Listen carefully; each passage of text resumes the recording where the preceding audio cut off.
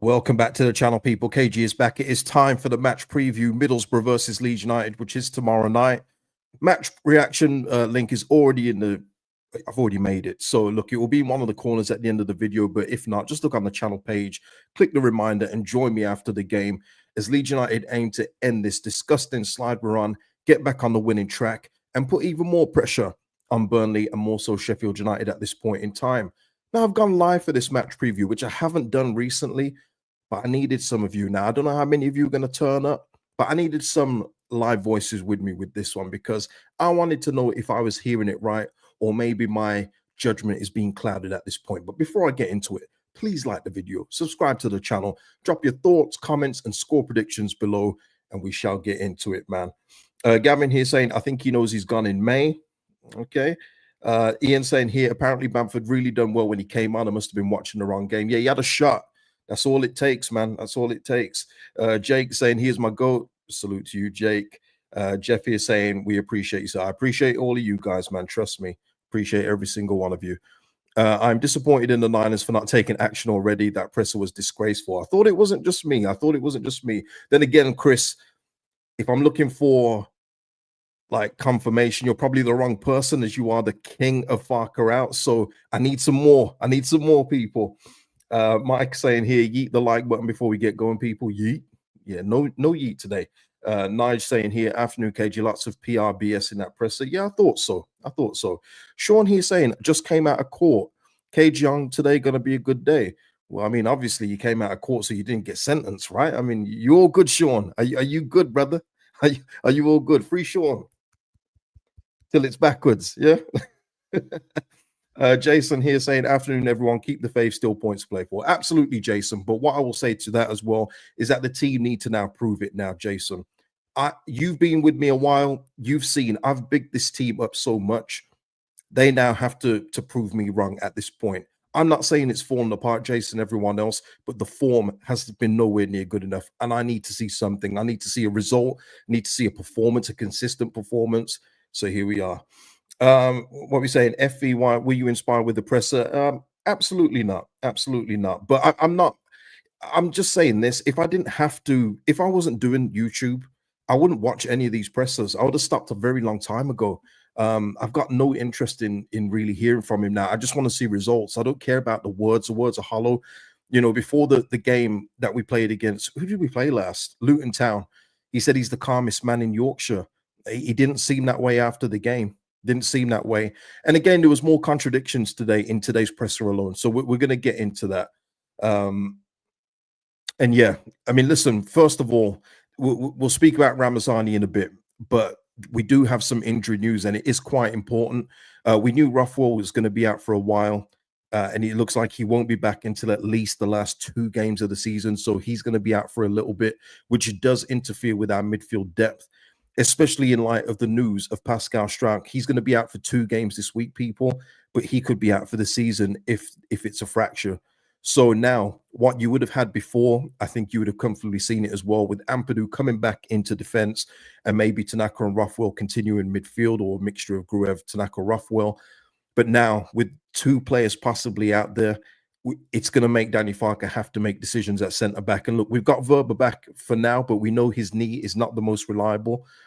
And he also did mention Debayo. Remember him, everyone? Remember him? Remember Debayo? He mentioned him. He also said about Giavogi, who we've seen already in the Cup. And even though it's not a big indicator of Giavogi's abilities, he didn't look the most comfortable at centre-back at this stage of his career. So we're going to have to hope that Max Verba stays fit. A fit Max Verba, I've already said, he's a good asset at this level. I mean, he could be all right in the Premier League, but his injury record is actually it's horrendous at this point in time.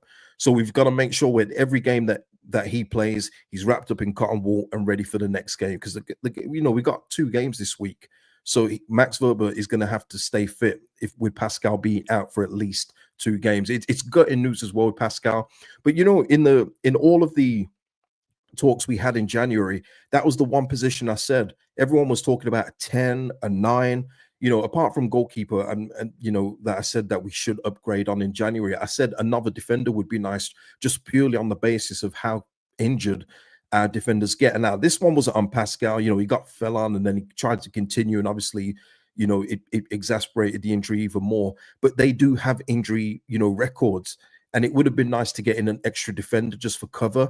But we're going to see what we've got now. We're going to have to see what we've got. The Road and Stroud partnership is broken up. It hasn't been that great in the last few weeks, in all fairness, but now we're going to have to pivot and go somewhere else. So Gavin here saying, Joshua, no, I know, Gavin. It scares me. I'm not going to lie. If you see Giavogi at centre back, you can see Giavogi what his strengths are, but defensive awareness and at this point of his career as well, speed, it's not there, is it? We saw that in the cup games alone, and that was against lower opposition teams. I mean, Harrogate Town, he looked like he was struggling in that one. So hopefully we don't get to see it, and Verba, you know, keeps it, you know, keeps strong and keeps healthy, and we can keep him and Road until the end of the season. That's the best case scenario, of course. Let's have a look here. Yeah, Fracture. No saying here, let's be honest, he's playing Amsterdam centre back, not Sober. Not Verba or anyone else. Yeah, we'll see. We'll see what happens, man. We'll see what happens. I can imagine as well. No, you're probably right. It could be Ampadu back there. Then he goes with Gruev and Rothwell. But woof, you know, or Tanaka and Rothwell. But I mean, sorry, not Rothwell, Gruev and Tanaka, and you know all that. But we'll see, because we're down a midfielder as well. Maz here saying Struijk out gives Farke the next excuse to throw at us all. Yeah, I know. Pete here saying here, well, I can't repeat all that, Pete, but yeah, what the team is at this point. No investment in depth, and a manager who doesn't even use the depth he's got. Players run into the ground. Yeah, but Pete, that's the point I was making on the match reaction. People keep talking about investment in January. And look, if it was another manager, I could probably get your point, but we've seen 2 years in a row with this manager, he doesn't play his bench players. And that's another thing. He mentioned one of them today, and I just find it very ironic that he used the name in question, but he wouldn't have used them anyway. Like, if he brought in another 10, unless it was Buendia that came in, maybe he could have supplanted Brendan Aronson, maybe. But if it was someone that is not nowhere near that level, it would just be Brendan Aronson still game after game after game with this 10, probably making the bench and getting 5 minutes here and there. He wouldn't have used them. He's got proven track record with that, you know, and they kind of tried to ask him a little bit about it today. And, you know, we'll touch on it in a bit because the quote is up. Gavin here saying Solomon been poor for weeks, no mention. Yeah, we're gonna speak about this, and let's just do it now. Let's just do it now. Right. Okay. Let's get into this. We'll do the first bit first, because you just mentioned about fatigue. A couple of you have as well. I'm not in the habit of speaking about tiredness. If you do that, then you will feel tired. Look at Jaden Anthony at Burnley. He's played lots and scored a brace. It's not like many of my players have started 40 games this season. Can you believe the name he picked out there? One of the names that he literally didn't use, even when Somerville could have done with a breather for those easier midweek games and then come back again for the weekend. He didn't hardly play Jaden Anthony, and he used him of all people to make an example. I thought that was very ironic. It's like a little funny irony there. I almost think he did it on purpose. You know, one of those. I think he's heard the narrative. I think he's heard what people have said about him and said, let me go and throw this one at them. But yeah, it's funny that he used Jaden Anthony when he hardly even touched him last season, and he could have used him a lot more. I don't even rate Jaden Anthony like that. I've said that before. I'm not going to change my mind. But we had games where he could have easily come in for the lesser midweek games that we did have last season, instead of keep on beasting Somerville every single week, and he didn't do it. Yeah, I thought so, man. I thought it was pretty funny. I thought it was pretty funny. But then the next bit was the bit that, you know, he kind of doubled down on. And I need you to understand, in this same presser, he also earlier in the presser said that he doesn't want to talk about individuals. It doesn't do any good speaking about individuals and things like that. But then he proceeded to talk on Ramazani, and he kind of doubled down on what he said after the game against Luton Town. And he went into even deeper detail. And the thing is, he probably thinks with the details he gave that that's going to settle everything and say, oh, that's the reason why he's not playing largely. But then it only opens questions to other players that he keeps on playing. But here we are. Here's some of the, because this is not all of the quote here. We all love Largy. We know Largy has the capacity to get fans off their seats. He's an emotional player. By the way, he mentioned that again about the emotional fans, a 90-point trophy. So, you know, have a shot if you do that. We're not angry with him. There's a few things he has to learn. You have to show them in training to earn the right for more minutes. And this is only like the scratching the surface of what he said. He then went on to talk about the lack of running when he comes on, that he needs to cover more distance per something, all these per 90, per thingies, whatever it may be. And if he's not doing that, then he's not doing enough. So again, we're talking about cardio merchants again, that this era of football is enamored with. And we're going to speak about that as well, because the voice of football, Gary Neville has spoken up, something I've said for like 3 years now about football being sterile and robotic. It's now coming to the commercial front now, isn't it? But Farke then goes on to give this detail. He wasn't in position for something, and I can't remember what he said here, but then it causes Tanaka to get a tactical yellow. So then for the rest of the game, Tanaka can't do what he usually does because he's taking that yellow because of Largy's performance of where he's supposed to be. So Largy's trying to get forward, trying to make things happen as he should, because that's what his primary job is. He's an attacker. That's your main job. And because he may have lost the ball at some point, lost the duel, it's caused Tanaka to take a tactical yellow. It happens in football all the time, people. You see it all the time. But he goes into that to make out that that's the reason why we then go on to concede a goal, because Tanaka can't do the duties that he usually does. He also talked about Ramazani doing tricks and trying to get the crowd off their seats. Now, guys, you know me. I'm the jugador man. I love when players do tricks and flicks. I'm the biggest fan of it. People accuse me of leaving defense for attack, and I get it. But I haven't seen Largy try that. I haven't seen him do too many of that, because when he's actually been able to get on the pitch, and I've given you the graph before of his minutes, he hasn't even played 30 minutes off the bench in any game since he got injured. Started one against Derby. For the rest, it's been less than 30 minutes a game. He's been trying his best to impress, and he hasn't been doing all the flicks and tricks. So when he says that, that was a disconnect for me. It's because Largy at this point in time, and I always give this example because it was so blatantly obvious with Callum Hudson-Odoi and Thomas Tuchel at Chelsea. Callum Hudson-Odoi wasn't trusted by Tuchel at that time. And you could see every time he got the ball, you're not seeing the Callum Hudson-Odoi you're seeing at Forest now. You're seeing one that was trying so hard to impress. And you see it with various other players, but that's the one that always sticks out in my mind.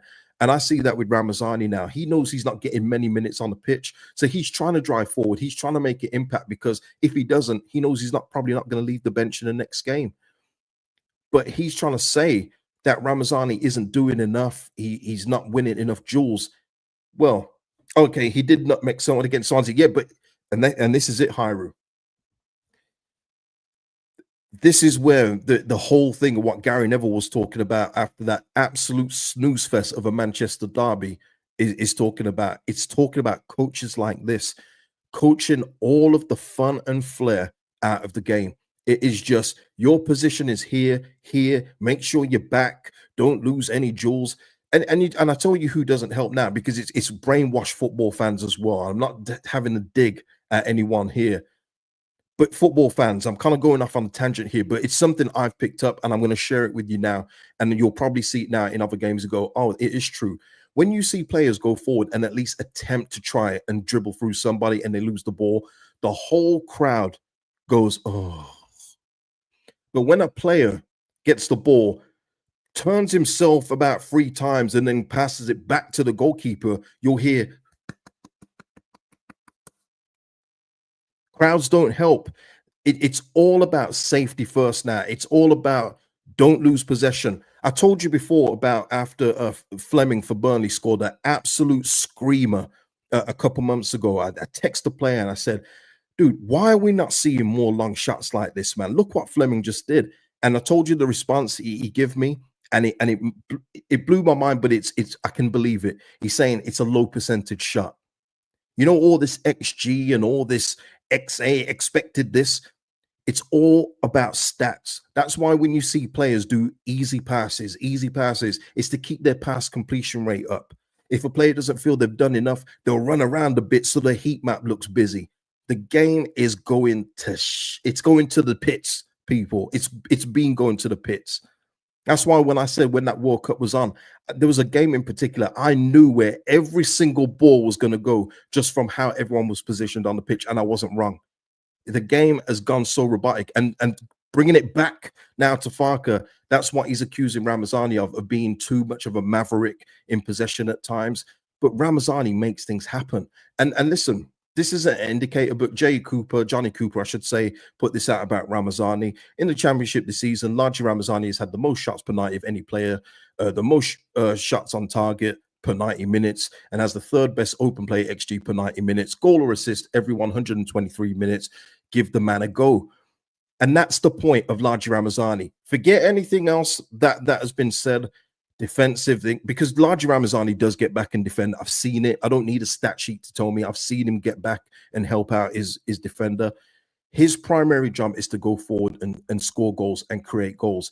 And in the minutes he's been given, and at the time of the games that he's been asked to come on, he's not getting the ample opportunities to do so. So then when maybe it was against Swansea, maybe it was, but when he had the opportunity and Daniel Farke comes out in the press conference to go, that we had the moments and Largi, if only he scores that chance. He's basing it off that one thing from that little amount of time that he had on the pitch. And for me, that's terrible. Everything he said about Ramazani in this press conference was terrible, by the way, because yes, he was asked about Ramazani, but he's also been asked about Brendan Aronson before. He's also been asked about Joel Peru and everyone else before, but he's never gone into that kind of detail. And that's why I put in the poll here. When Sparker spoke about Ramazani, it reminded me of, and I gave you Rutter, I gave you Creswell, and I gave you both. For me, it was a mix of the two. It was both. It was both of them, because he talked about the flair and trying to do tricks and everything else like that, which have been detrimental in phases of play. And then he also talked about his training. So we're getting this same story again, but we're not just getting it for two players here. We're getting it for the one. We're getting it for one now who's hardly played as many minutes as he should have this season. It's the same story again, people. Things are collapsing, and it's everyone else's fault but Daniel Farke. He's never going to take responsibility. I've accepted that, and I hope you guys have done too. He's never going to look within himself and go, maybe I could have given Ramazani a start here when Solomon hasn't played well, or maybe I could have given him a start here when Brendan Aronson was going off the boil. No. It's never that. It's Ramazani's come on in the last 6 minutes of the game, and he didn't run around as much as the stat sheet said he should have, and he lost the duel, which then caused the whole space-time continuum to collapse. And now Biff Tannen is the richest man in the world. He's honestly, his lack of accountability, it makes me sick. I honestly, and look, going in, looking in the comments, it looks like a lot of you agree. If you disagree, please speak up. But I heard of managers today that he just never will look at himself. He can't think, what can I do better? And I'm telling you this for a fact, people. This isn't no guesswork. There are players disenfranchised with their playing time at this club. I'm not saying no more. Okay, I don't need to say any more. But there's players that know that they could be doing a lot more, but they're not being given opportunities to. There we are. John here saying it seems like Farke is using Ramazani as a scapegoat. He used anyone. He literally said in this press conference alone, go back and watch it. There's no point talking about individual players. It does nobody any good. Then he goes in to give specific details about Ramazani. Now, some people will say, but Cage, he was asked about Ramazani, so why wouldn't he? He can say nothing. He could say, this is how simple you can do it. Yeah, there's things with Ramazani that I want to improve, but it's going to stay in-house. I've spoken with Largi, and we're going to work through this together. There you go. That's it. You don't need to then go on with specific details about, oh, it affected Tanaka's game and it led to this goal and this and that. He just does it continuously. Just does it continuously, man. Play Biff Tannen, I say. We'll make like a tree and get out of here. FV White saying, if we stick with Farke, we're truly fucked. Yeah. Well, it's him now. It's him. It's him, isn't it? We've got no choice now. I mean, unless we lose tomorrow, and we'll speak about that in a moment. But I just thought the comments he was making today. I said it about Cresswell as well. This is no different. So this isn't like anything new from me. When he called out Charlie Cresswell, I said that does absolutely nobody any good. It doesn't do the manager any good. It doesn't do the player any good, and it doesn't help the fans too. Because now the fans will always be looking at Charlie Cresswell if he ever does get a minute again and say, "Ah, he didn't do this right. I can see what Farke's saying here." Or if Charlie Cresswell plays well, be like, what was Farke talking about? Honestly, when you air dirty laundry publicly, it does no one any good. And as well with this as well, Ramazani can't come out and say, what's this guy talking about? Much like Isaac Schmidt couldn't come out earlier this season and say, what's this guy talking about? Now all of a sudden Isaac Schmidt is the best trainer in the team. You saw, the most recent example of a public falling out would be Jadon Sancho and Eric Ten Hag. You saw that. Manchester United lost a game where Jadon Sancho wasn't even in the squad. And Eric Ten Hag talked about Jadon Sancho out of nowhere. The interview didn't ask about Sancho. He just came out and said Sancho needs to do more in training. Sancho then bites back and says, absolutely not. And I'm not apologizing. I've been training well. What's this guy talking about? And you see how it ends up. As a player, unfortunately, you can't come out and defend yourself, even though you have every right to. Nigel is saying, I don't see Farke being our manager next season, whatever league we're in. I hope not, Nigel. Honestly, I just want him to get the job done. I want him to put the players out that can get the job done and get us up. And Leeds United, I'd be absolutely stunned if Parag hasn't looked at this season, especially the way that this last month has gone. We're something like 14th or 15th in the league form table, by the way. I would be stunned if he hasn't sounded out other candidates. And people say, oh, you can't do that. But I've said this before. You do this with players. These players will help get us up, but not every single player can come with us. Absolutely not. Just saw Southampton get relegated in the quickest time. That's what happens if you buy or keep players that are nowhere near the level for the next league you're in. But if you can do that with players, you can certainly do that with managers. It's a cutthroat business. And the Premier League won't care that we've been loyal to Daniel Farke. They won't care. They will look at Daniel Farke and go, oh, this guy, him again. Let's go to town on him. No, Leeds United have got to cover themselves. And I would be surprised if Parag hasn't looked at other candidates or been speaking in the background with other candidates. I'd be absolutely stunned in all honesty. Dino here saying, if we had a progressive dynamic manager and gave them this team, we'd absolutely fly. Absolutely. Dino, the thing is as well, just one thing he could have changed that could have stopped all of this without any tactical talks, without Nagy losing the ball, someone losing a duel. If you change the goalkeeper, simple stuff, nothing difficult, something that you or I could have seen. Change the goalkeeper after yet another mistake, and he didn't do it until just this past game. Simple stuff, but because he's so stubborn, and I stay headstrong in the belief that it was the players. I know the players talked to him about Melier, and know that for a fact. And there was no mention about Parag. They didn't ask him in the press, but I'd be surprised if Parag didn't have a word as well. He's just not it tactically. He's a joke tactically. Give him the vehicle of good players, he'll look good. But when it comes to when we're 1-0 down or chasing the game, this guy's got no clue at all.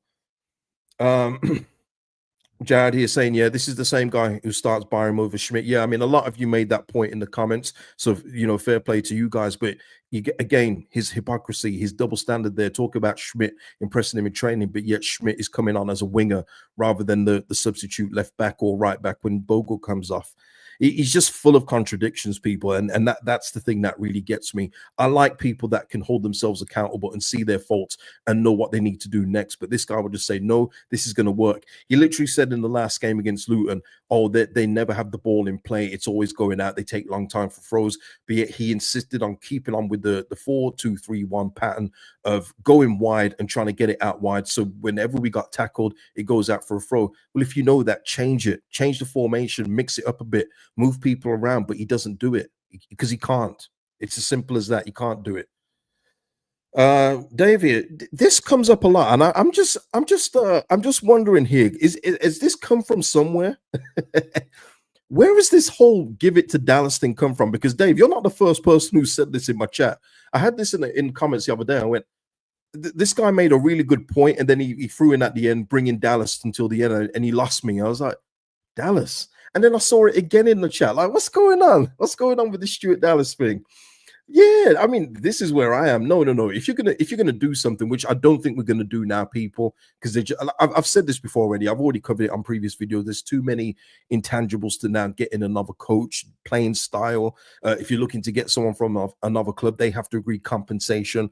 Don't think it's gonna happen. But you're just going to have to hope that the players now do enough to get over the line. And also as well, just quickly and putting a bow on this Ramazani stuff, talking about Ramazani losing Jules. Guys, when he was asked about Brendan Aronson, he didn't say any of this stuff. He didn't say not one of these things when it comes to Brendan Aronson, who loses jewel after jewel after jewel. And you're speaking to me as somebody who has defended Brendan this season when he was good. That didn't negate the fact that he still gets knocked off the ball pretty easily and he still loses the ball at times. But because he runs a bit and tries to cover up his mistake, it doesn't look as bad. But he has lost a horrendous amount of jewels. Peru as well. Peru is another one. But he doesn't mention those guys. That's why, for me, it's a double standard and it's hypocrisy at its finest with this manager yet again. But look, yeah, Kelvin here. Ramazani is better defensively than Solomon and Nonto. Yeah, Nonto's no slouch either, man. Again, that's just another like myth that comes in. But Nonto does try and get back at times, especially when he's more playing on the wing, not so much in the 10. But Ramazani's been good defensively for us. He definitely gets back and cover. I've seen it. Like, I don't need the stat sheet to tell me that. I've seen him do it. So that's the thing. That's what I mean. I don't need to say any more about that. You guys, give me your thoughts in the comments. Ryan here saying Farke is his favorite sausages. He certainly does, man. Vega here, Allen Iverson voice. Practice, not about the game. We talk about practice. Yeah. I mean, again, Popey, drilled down with the Bamford thing twice, talking about is he in line for a start after one shot on target, and a couple of runs, for 25 minutes. Listen, as long as he's at this football club and he obviously is very friendly with the local journals, they're always going to bat for him no matter what. But if we're relying on Bamford for promotion, well, we might as well forget it then, innit? We might as well just leave it alone. It's not happening. Forget about it. Darren here saying, surely he ruined the mood in the dressing room now. Darren, I look, I don't want to, as a fan, let's just guess. Yes, it doesn't go down very well. That's a fact. Like, I'm telling you from what players have told me. When managers publicly call you out or even insinuate that it's you and it's not a team thing or keep it in-house, they don't take to it very kindly. Now, you can say that it's this era's problem, being sensitive and everything else. I'd agree with you, but that is the game today. That is the game today. You can't do it like you used to do 20 years ago, calling players out. Whereas people would take it on their chest and go, all right, you're calling me out, I'll show you. It doesn't really work like that these days, people. Let me just say it that way. All right. Let me just say it that way. Yeah, especially when you're not even playing, of course. Yeah, of course. So we have Middlesbrough. Okay. And even though we are bang out of form, by the way, just before I forget, Chris Wilder called out the Sheffield United fans after their loss because a few of their fans were booing them after they lost against Oxford. He called them out in a press conference there. So, even though they're going to look to right the wrong against Millwall tomorrow, there's a little chink there that you could probably exploit. The pressure's on. These are high pressured games, so there's things going on even above us in the table. So you've got to try and exploit everything you can, but that only happens if you take care of your own business. And I'm sorry, 3 draws in a row doesn't do it, especially at this level. So we've got to go to Middlesbrough tomorrow, who are in very good form, by the way, very, very good form. Always highly motivated to play Leeds United, and we're going to have to play way better than we've played in the last few weeks. Our football, by the way, has been absolutely atrocious. Let's be real. The football for a while has stunk. Even last season at times it stunk, but we're getting results. So I always say wins negate any deficiencies you have. But the football's been bad. We need to get back on something tomorrow. Instead of playing, like we play well for 5-10 minutes, then all of a sudden it all goes away. By the way, again, Ramazani, just quickly as well, we didn't have a shot from minute 28 to the 70-something minute when Bamford took a shot against Luton. Ramazani, he helps that kind of thing happen where you're getting shots off. But again, that's it now. Ryan here saying, I have a weird feeling we win tomorrow. Listen, I'm not with you, Ryan, but I hope you're right. And that's where I am right now. That's where I am. We'll get into score predictions in a bit. Vega here seeing leadership means allocating resources, delegating responsibility, and owning all accountability. Exactly, Vega. The people at the top, if we don't go up, it is on them ultimately because they've employed everyone below them. So even though they don't have the knowledge, they've entrusted people who do have the knowledge. But if they're not doing what they should be properly, it's on them to make the changes. So yeah, it all goes back to Farke would have failed, but then it is also from the people at the top who would have had ample opportunity, by the way, to get the goalkeeper and enforce it upon Daniel Farke, to get in that striker if they wanted to and enforce it upon Daniel Farke. And if he doesn't play him, then they change him. So yeah, listen, you always have to have accountability for your part in any failure, as you have accountability for your part in a reward, in a success. It works both ways, people, for me. What is this here? Okay, yeah. So Middlesbrough, yeah. Team for tomorrow, and listen, mine has changed. I've kind of changed this since I heard the press conference, because I was going to say unleash Ramazani tomorrow, but I can't see Ramazani getting a start again. I think he's going to get more charity minutes and have to overly impress in order to make an impression on Daniel Farke, which is crazy now. What we're talking about, we're literally talking about one of our main signings from the summer now being someone that is being played like Jaden Anthony. It's insane to me. But I think we go back with Carl Darlow and Dan James were the biggest positives for me against Luton Town. So Darlow, you definitely keep your place, and that just goes for the rest of the games. Bogle, Roden, I think Verba will possibly play centre back if he's fit enough. If not, like some of you have said, it may be Ampadu. But I've got a feeling, yeah, like Nigel is saying, I think Ampadu will be at centre back. You're probably right, Nigel. I'm probably going a bit too far with Verba starting. But with this, because I feel he's going to want Gruev in there tomorrow. I think that he might rest Tanaka for tomorrow in light of his recent performances, because even Tanaka hasn't been great over the last few games, and I think even Tanaka will probably tell you that himself. So I think Tanaka could be in line for a rest tomorrow in order to play on the weekend, and that's what's giving me the vibe of Ampadu in the middle with Gruev. I think he wants to absolutely lock it down in the midfield, and that's why I'm going with this here in Ampadu and Gruev in the centre of midfield. Darren here saying 100% Aronson plays. Ryan also says here, I think he starts Byram. Yeah, he mentioned today Byram can play centre back. So again, that could be something to look out for. So that will be something to look out for tomorrow's team sheet and see who actually gets the nod at centre back. But this is what I'm just predicting or loosely thinking. And then the front four, add over Nanto, which isn't great. But I would have gone with a different front four before this press conference. I did have Ramazani coming in on the left, and then Nanto, playing elsewhere. But I've got to say, I I think it could be this tomorrow, or maybe Solomon keeps his place. Nanto, he did say, not wanted to impress a little more. But again, I don't put that down to Nanto totally. The game was just going away from him. Sometimes Peru was behind Nanto in that Luton game.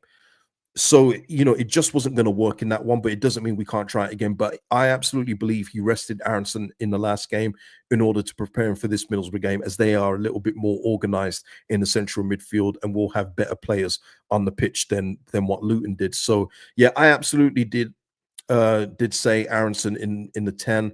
Dan James on the right, he keeps his place. And I would actually go with Nanto off the left with this one and give Solomon a game off as well. Because, listen, I like Solomon. I do like Solomon, but he hasn't been on it in quite a few games. And even the little bits that he is doing, he's either overhitting the pass or he's not getting enough on the shot lately. So I would put him on the bench and give him some substitute minutes.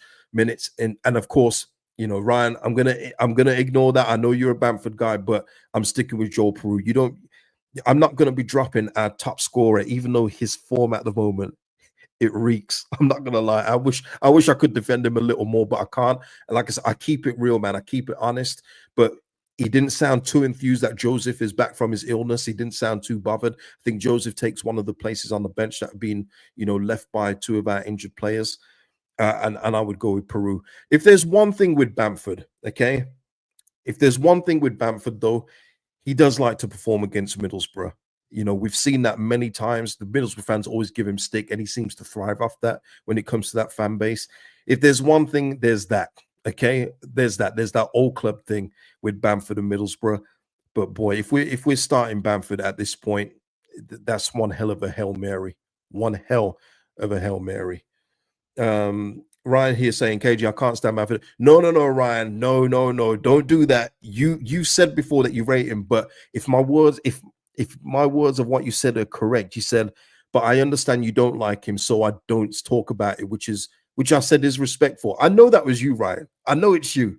Carlos here saying Bamford to score tomorrow. Book it. Carlos, if he scores, even though I know I'm going to get the Bamford sexuals saying what he's saying about Bamford now, then I look at the comments and say, when was your last comment to me?